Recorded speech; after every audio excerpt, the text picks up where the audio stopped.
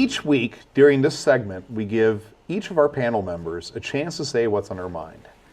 Mr. Bowers, what is on your mind?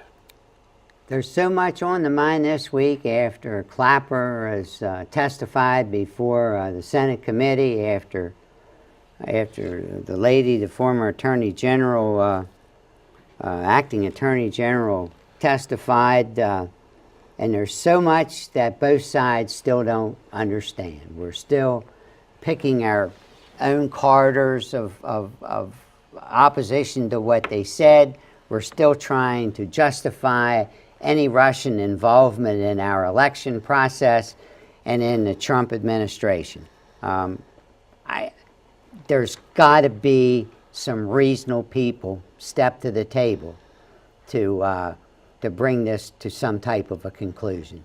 Man, we stand losing this country by the actions that's going on in the last 6 months since the election was over.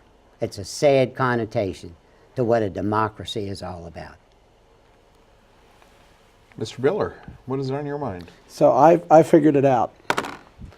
You know, it's a statistical fact that women live longer than men on average, right? Yes.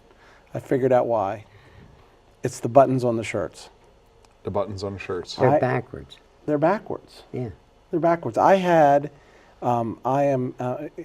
now doing a lot more laundry than I've ever done in my life in my house. I thought you were going to tell me that you've started wearing women's clothing. No, I didn't. Long live Jim. But I do have women's clothing, or girls' clothing for my daughters, and for the first time I ran into a button shirt, and I figured out that if you can figure out how to do that, that's got to be a reason to live longer. I don't know why they do that. Why do they make the buttons backwards? That's an important question, Ron. I think we should have a whole segment on it later, but that's all I got. I think we should have a panel to discuss. Of women. A blue ribbon commission. Of women. Blue ribbon Make sure you have indeed. women on the panel. Don't do like the... Absolutely. Okay. So and mine is going to be a little bit tongue-in-cheek for my last call. I think as a society, we are seeing massive changes in the way that we interact with one another. And etiquette doesn't always keep up with those changes. But I think when it comes to presidential etiquette, when you get elected, and especially once you've sworn the oath of office, I think that your various social media accounts, especially your Twitter account, should probably be either deactivated or to go over to a publicity person to manage. Because we have seen disasters in Twitter day in and day out for the last 100 and some odd days that we have had our new dear leader in power. And that's all I've got to say.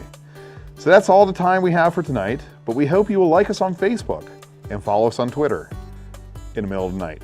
And be sure to join us again next week for another visit to the FlipSide.